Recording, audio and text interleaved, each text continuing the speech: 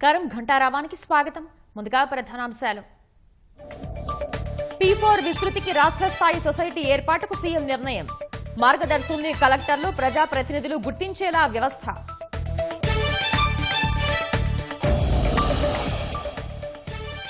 Singapore అగ్ని ప్రమాదంలో పవన్ కుమారుడికి గాయాలు. ఫోన్ చేసి ఆరోగ్య పరిస్థితిపై ఆరా తీసిన ప్రధాని మోదీ, సీఎం.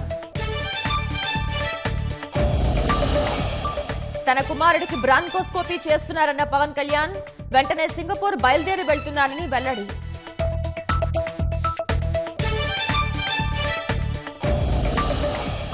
తప్పు చేసిన పోలీసుల బట్టలు ఉడతీస్తామన్న జగన్, రాష్ట్రంలో శాంతి భద్రతలు క్షీణించాయని విమర్శలు.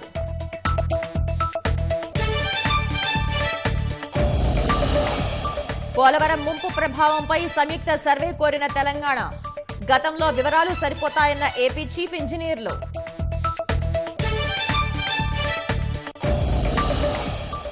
దిల్సుఖ్ నగర్ జంట పేలుళ్ల కేసులో నిందితులకు మరణశిక్ష. ఎన్ఐఏ కోర్టు తీర్పును సమర్థించిన తెలంగాణ హైకోర్టు.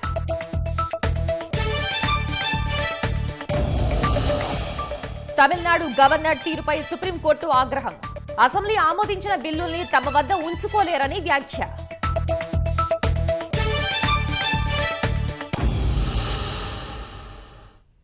P4 కార్యక్రమాన్ని విస్తృతం చేసేందుకు పటిష్ట వ్యవస్థ ఏర్పాటు చేయాలని ప్రభుత్వం నిర్ణయించింది.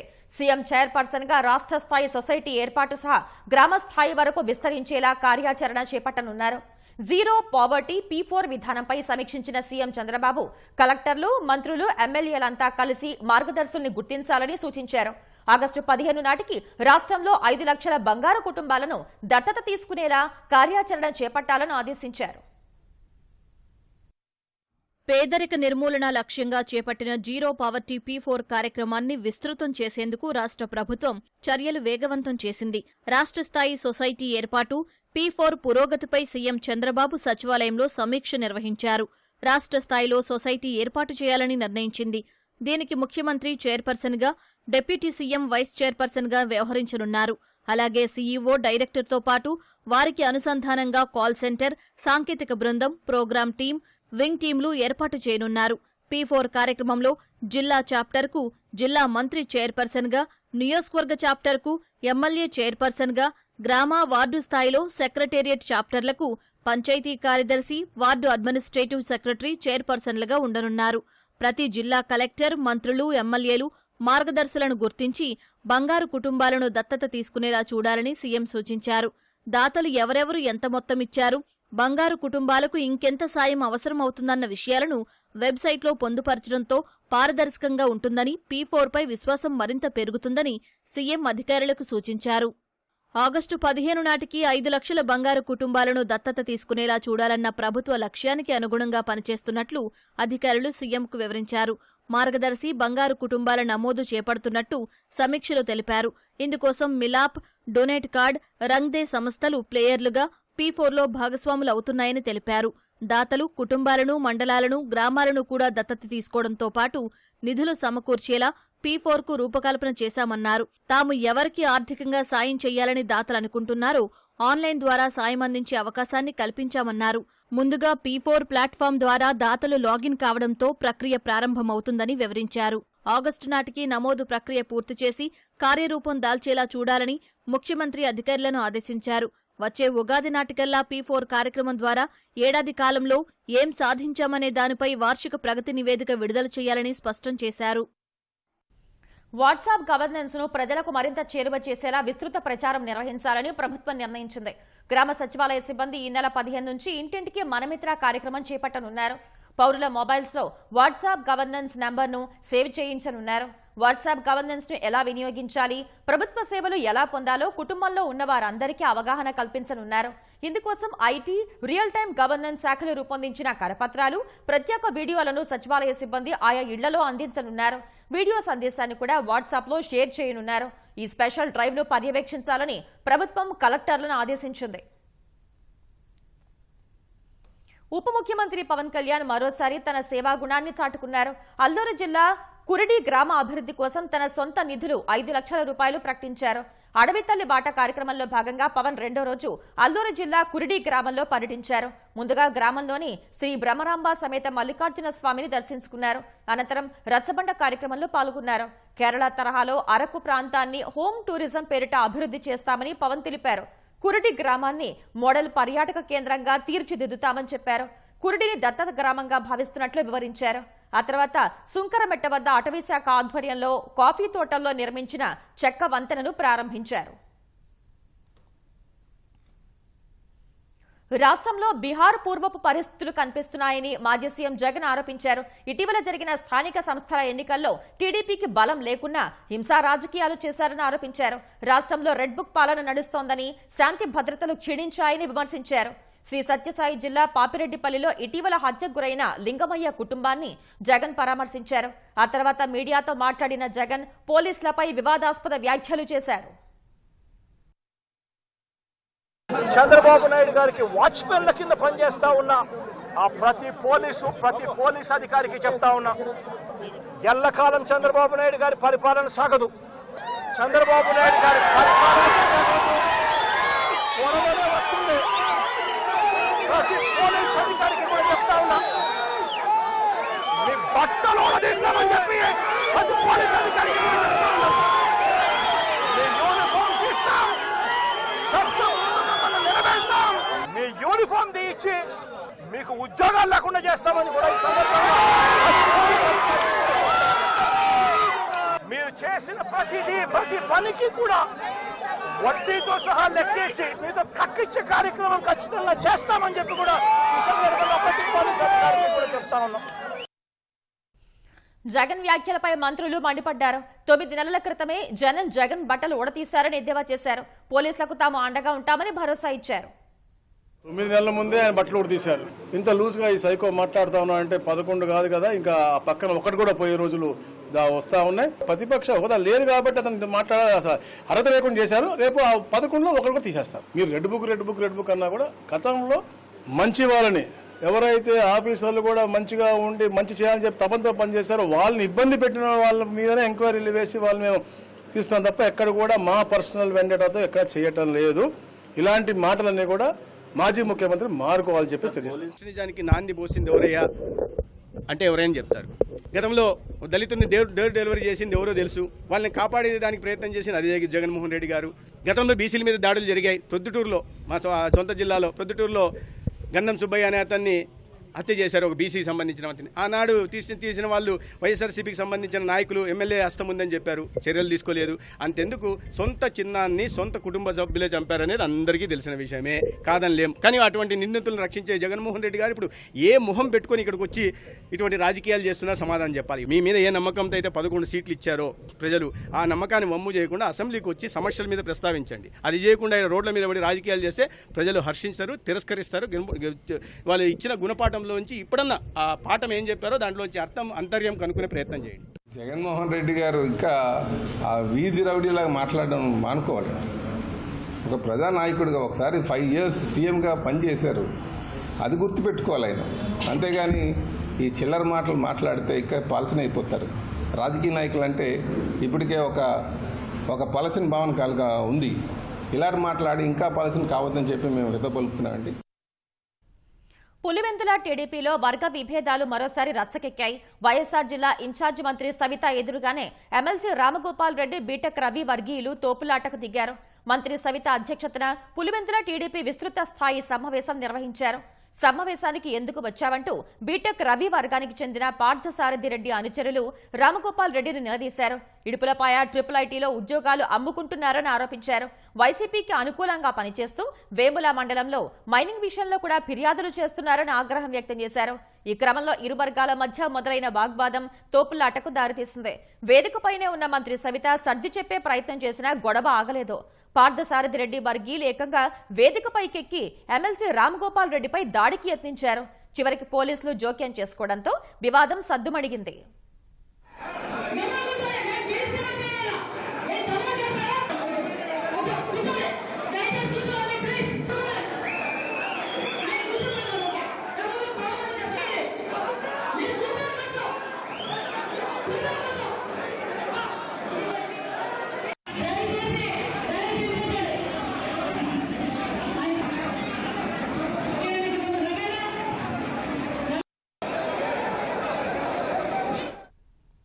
2013 నాటి హైదరాబాద్ జంట బాంబు పేలుళ్ల కేసులో దోషులకు ఉరేశారని తెలంగాణ హైకోర్టు తేల్చి చెప్పింది.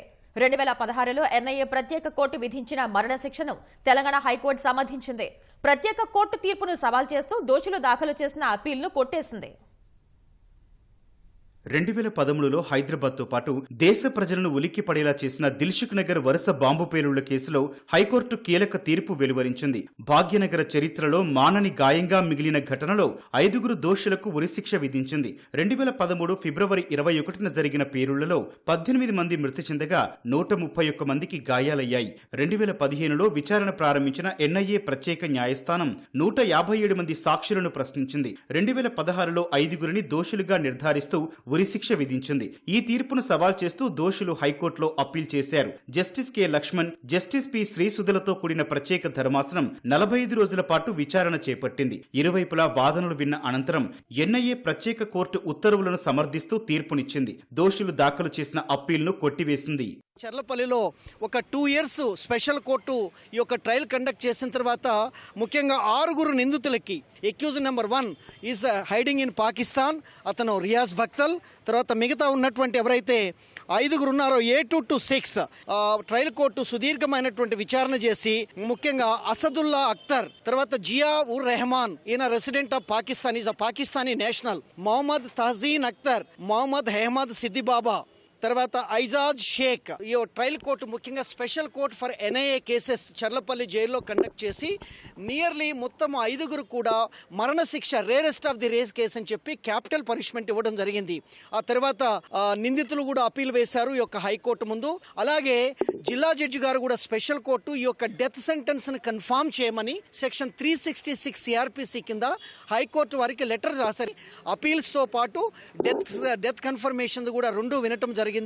So after conducting the detailed hearing in the appeal his lordships judges Laxman garu తర్వాత శ్రీసుధా గారు ఒక సుదీర్ఘమైనటువంటి వాదనలు విని ఎన్ఐఏ స్పెషల్ కోర్టు ఏదైతే చర్లపల్లిలో మరణశిక్ష విధించిందో ఆ మరణశిక్షనే కన్ఫర్మ్ చేస్తూ డివిజన్ బెంచ్ ఇవ్వడం జరిగింది. 5 నిందితులు ప్రస్తుతం తీహార్ జైల్లో రిమాండ్ ఖైదీలుగా ఉన్నారు. హైకోర్టు తీర్పును సుప్రీంకోర్టులో సవాల్ చేస్తామని అజాజ్ షేక్ తరపు న్యాయవాది తెలిపారు. హైకోర్టు చరిత్రాత్మకమైన తీర్పు వెలువరించిందని ఎన్ఐఏ తరపు న్యాయవాది వెల్లడించారు. తెలంగాణ హైకోర్టు తీర్పుపై బాంబు పేలుళ్ల బాధితులు హర్షం వ్యక్తం చేశారు. స్వీట్లు పంచుకుంటూ సంబరాలు చేసుకున్నారు. 12 ఏళ్లుగా పీడకలలా వెంటాడుతున్న తమ కుటుంబాలకు సరైన న్యాయం జరిగిందంటూ బాధితులు భావోద్వేగానికి గురయ్యారు. కోర్టు తీర్పు ప్రకారం త్వరితగతిన నిందితుల్ని ఉరితీయాలంటూ అభ్యర్థించారు. తీర్పు ఇంతకు ముందే ఒకసారి వచ్చినప్పుడు చాలా సంతోషపడ్డాం మేము. ఇక్కడ ఈ రోజు దాకా వాళ్ళకు ఉంచేది లేకుండా ఈ పాటికి ఉరి తీసేది ఉండే. ఈ రోజు మళ్ళీ కోర్టు తీర్పు ఇచ్చినందుకు చాలా సమర్థిస్తున్నాం, చాలా సంతోషంగా ఉంది. ఇప్పటికైనా కానీ వాళ్ళకి చాలా తొందరగా ఉరి తీయాలని కోరుకుంటున్నాం. బాధితులకు సంబంధించి నష్టపరిహారం కావాలి. వాళ్ళకు కొంతమందికి కాళ్ళు పోయినాయి, కొంతమందికి చెయ్యిలు పోయినాయి. అందరికీ ఏదైనా కానీ గవర్నమెంట్ తరపు నుంచి ఏమన్నా కొంచెం సాయం అందించాలని ఇట్లనే A1 మిర్చి సెంటర్కు ₹1,00,000 నష్టపరిహారం అన్న కానీ కోర్టు అన్న కానీ ఎవరన్నా కానీ తొందరగా ఇస్తారని మేము కోరుకుంటున్నాం. ఈ దిల్చినారు ఇక్కడ కొంతమంది ఇక్కడ బాంబే వెళ్ళిందంటే అబ్బో ఈ నాన్న వెళ్ళిపోతారు మా షాప్కు రావాలంటే. ఆ రోజు చాలా అంటే చాలా భయం అనిపించింది. మేము ఇక్కడ వచ్చి చూస్తే మొత్తం రక్తం అడగాలి. ఇవన్నీ ఎక్కడ చూస్తే అంత పైసలు, మా పైసలు అన్ని పోయినాయి. మా 2,20,000 ఐస్ క్రీమ్ మిషన్ మొత్తం చల్లా చెదరం అయిపోయింది. ఒక 5 లక్షల దాకా లాస్ అయిపోయినా నేను. అప్పుడు నష్టపరిహారం ఏది అందలేదు. ఈ బాధితులకు కొంచెం ఆదుకుంటుంది గవర్నమెంట్ అని కోరుకుంటున్నాం. చాలా ఏడిచినాం. ఇక్కడ అంతా 10-12 మంది చచ్చిపోయారు. చాలా బాధలో ఉన్నాం ఆ రోజు. చాలా వచ్చి చూసేవాళ్ళకి మొత్తం రక్తం అడగలు. మా వాడేవాడు వచ్చి పెట్టినందుకు వాడు బాగానే ఉన్నాడు. పబ్లిక్ ఇప్పటి వరకు కోలుకోలేనంత పరిస్థితిలో ఉన్నారు. అందరు బాధితులకు న్యాయం చేయాలని కోరుకుంటున్నారు. దిల్సుఖ్ నగర్ లో బాంబు జంట పేలుళ్లు జరిగి నేటికి 12 సంవత్సరాలు దాటింది. 13 సంవత్సరాలు ఇక్కడ ముక్కలు అమాయకులు బలైపోయినారు. ఉరిశిక్ష అన్నారు ఉగ్రవాదులకి. ఎందుకు జైళ్లలో పెట్టి పెంచుతారండి? పోలవరం ప్రాజెక్టు ముంపు ప్రభావంపై సంయుక్త సర్వే చేస్తామని పోలవరం ప్రాజెక్టు అథారిటీ తెలిపింది. ఈ మేరకు హైదరాబాద్ జలసౌధలో నిర్వహించిన సమావేశంలో నిర్ణయం తీసుకుంది. పోలవరం ముంపు, బ్యాక్ వాటర్స్ ప్రభావంపై అధ్యయనం చేయాలని సమావేశానికి హాజరైన తెలంగాణ ఇంజనీర్లు కోరారు. కిన్నెరసాని, ముర్రేడువాగు, ఇతర ప్రవాహాలతో పాటు భద్రాచలం పట్టణం, రామాలయం వంటి నీటి మట్టం అంశాలను ప్రస్తావించారు. మణుగూరు భారజల కేంద్రం వద్ద వాటర్ లెవెల్స్ అంశంపైన చర్చ లేవనెత్తారు. అయితే పోలవరం ముంపు ప్రభావంపై కొత్తగా సర్వే అవసరం లేదని ఏపీ చీఫ్ ఇంజనీర్లు స్పష్టం చేశారు. ముంపు ప్రభావంపై గతంలోని వివరాలు సరిపోతాయని పేర్కొన్నారు. అయితే సంయుక్త సర్వే చేయిస్తామని పోలవరం ప్రాజెక్టు అథారిటీ తెలిపింది. రాయలసీమకు ఏ ముఖ్యమంత్రి చేయనంత ద్రోహం జగన్ చేశారని జలవనరుల శాఖ మంత్రి నిమ్మల రామానాయుడు దుయ్యబట్టారు. కర్నూలు జిల్లా పత్తికొండ నియోజకవర్గంలో హంద్రీనీవా ప్రధాన కాల్వ పనుల్ని నిమ్మల పరిశీలించారు. హంద్రీనీవా ప్రాజెక్టుపై ప్రత్యేక శ్రద్ధ పెట్టామని, మరో 2 నెలల్లో 3850 క్యూసెక్కుల సామర్థ్యంతో నీరు ఇస్తామని తెలిపారు. మరి యొక్క హంద్రీనీవాను పూర్తి చేయాలని ఆ రోజు 5,000 కోట్ల రూపాయలు 5 సంవత్సరాల్లో పెట్టి దీన్ని ముందుకు తీసుకెళ్తే మరి 19-24లో 500 కోట్లు కూడా దీని మీద ఖర్చు పెట్టలేదు. హెచ్ఎన్ఎస్ఎస్ కు సంబంధించి కరెంటు బిల్లులు బకాయిలు కూడా గత ప్రభుత్వం కట్టనటువంటి పరిస్థితి దుస్థితి. 3,850 క్యూసెక్కుల సామర్థ్యం అనేటువంటి మోటార్లు ఉన్నా కూడా వాటిని కూడా ఉపయోగించుకునేటువంటి విధంగా పనులు చేయలేదు అని అంటే మరి జగన్మోహన్ రెడ్డికి అసలు రాయలసీమలో అడుగు పెట్టేటువంటి హక్కు ఉందా అని చెప్పి అడుగుతూ ఉన్నాం. 9 నెలల్లోనే మాల్యాల దగ్గర నుంచి దగ్గర 700 కిలోమీటర్ల పొడవున్నటువంటి ఈ హంద్రీనీవా పొడవునా కూడా ఇవాళ ఎక్కడ చూసినా కూడా పనులు శరవేగంగా యుద్ధ ప్రాతిపదికన జరుగుతున్నటువంటి పరిస్థితి. 2025 జూన్ 10-15 తారీఖుల కల్లా ఈ 3,850 క్యూసెక్కుల సామర్థ్యం నీరంతా కూడా మరి ఉండేటువంటి విధంగా ఇవాళ మేము పనిచేస్తున్నటువంటి పరిస్థితి. గడువు కన్నా ముందే భోగాపురం అంతర్జాతీయ విమానాశ్రయాన్ని పూర్తి చేస్తామని కేంద్ర మంత్రి రామ్మోహన్ నాయుడు పునరుద్ఘాటించారు.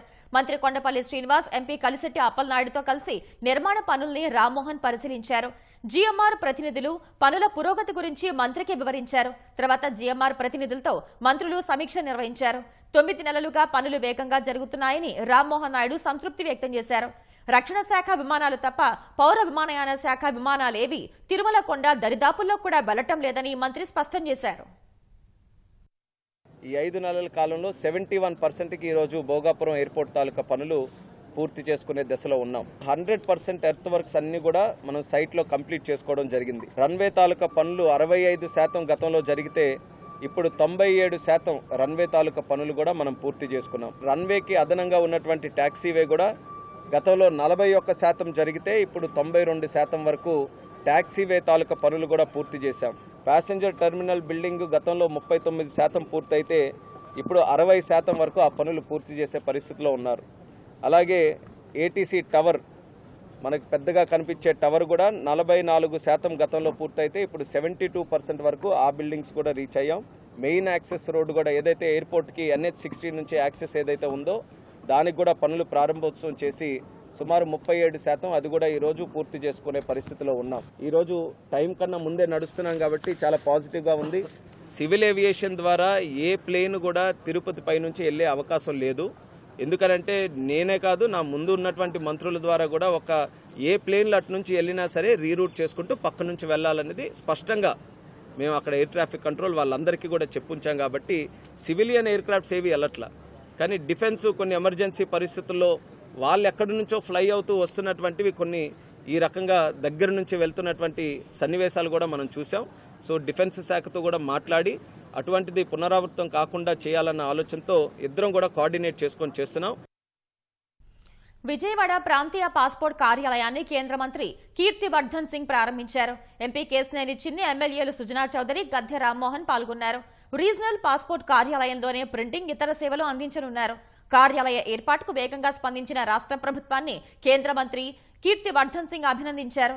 అమరావతిలో త్వరలోనే శాశ్వత పాస్పోర్టు ప్రాంతీయ కార్యాలయం ఏర్పాటవుతుందని ఎంపీ కేశినేని చిన్ని తెలిపారు. కార్యాలయం ఏర్పాటు కోసం సుష్మా స్వరాజ్ కేంద్ర మంత్రిగా ఉన్నప్పటి నుంచి కృషి చేస్తున్నామన్న ఎమ్మెల్యే సుజన ఇప్పటికీ కార్యరూపం దాల్చడంపై సంతోషం వ్యక్తం చేశారు.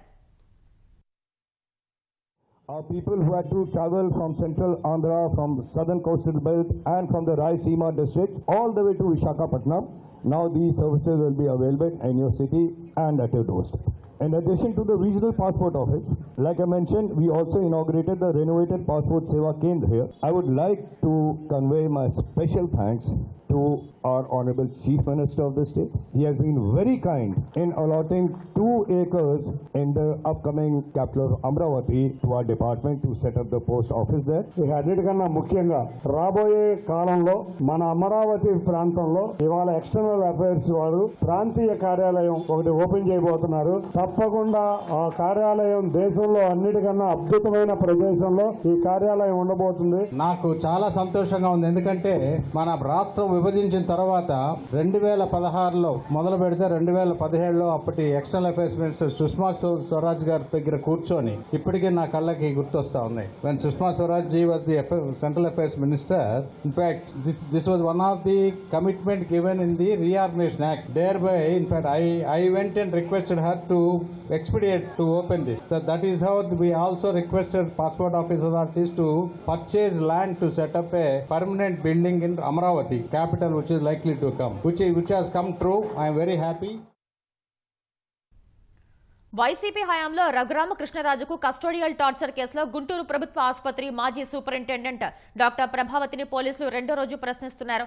ఉదయం 11:30 ప్రాంతాల్లో ఆమె ఒంగోలులోని ఎస్పీ కార్యాలయానికి చేరుకున్నారు.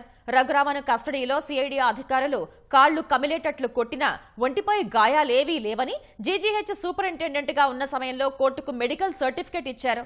ప్రభావతి తప్పుడు ధ్రువపత్రం ఇచ్చారని రఘురామకృష్ణరాజు కేసు వేశారు. తప్పుడు నివేదిక ఎందుకు ఇచ్చారు, ఎవరి ప్రోద్బలంతో ఇవ్వాల్సి వచ్చింది అనే విషయాలను ఈ కేసులో విచారణాధికారిగా ఉన్న ప్రకాశం ఎస్పీ దామోదరరావు రాబడుతున్నారు.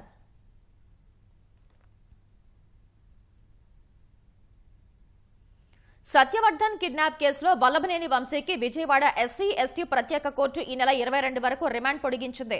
రిమాండ్ గడువు ముగియటంతో పోలీసులు వంశీతో పాటు మరో 4 నిందితులను విజయవాడలోని ఎస్సీ ఎస్టీ ప్రత్యేక కోర్టులో హాజరుపరిచారు. న్యాయస్థానం వారందరికీ రిమాండ్ పొడిగించింది.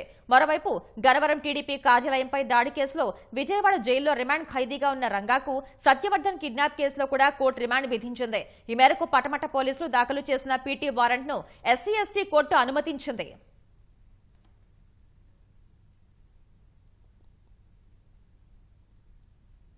శాసనసభలో ఆమోదించిన బిల్లుల్ని గవర్నర్లు శాశ్వతంగా తమ వద్ద ఉంచుకోలేరని సుప్రీంకోర్టు తేల్చి చెప్పింది. రాష్ట్రపతి పరిశీలన కోసం బిల్లుల్ని రిజర్వ్ చేయడం రాజ్యాంగ నిబంధనలకు విరుద్ధమని పేర్కొంది. రాజ్యాంగంలోని ఆర్టికల్ 200 ప్రకారం రాష్ట్రపతికి నివేదించాలి అనుకుంటే గరిష్టంగా 3 నెలల్లోనే నిర్ణయం తీసుకోవాలని జస్టిస్ జేబీ పార్తివాలా, జస్టిస్ ఆర్ మహాదేవన్ల ధర్మాసనం తన తీర్పులో పేర్కొంది. ఉపకులపతుల నియామకం సహా 2020 నుంచి అసెంబ్లీ ఆమోదించిన 10 బిల్లులకు అనుమతి ఇవ్వకుండా గవర్నర్ పెండింగ్ పెట్టడాన్ని సవాల్ చేస్తూ తమిళనాడు దాఖలు చేసిన పిటిషన్లపై ధర్మాసనం ఈ మేరకు తీర్పు వెలువరించింది. తమిళనాడు ప్రభుత్వ పిటిషన్పై ఇప్పటికే విచారణ ముగించి తీర్పు రిజర్వ్ చేసిన సుప్రీం ధర్మాసనం ఇవాళ తీర్పు ఇచ్చింది.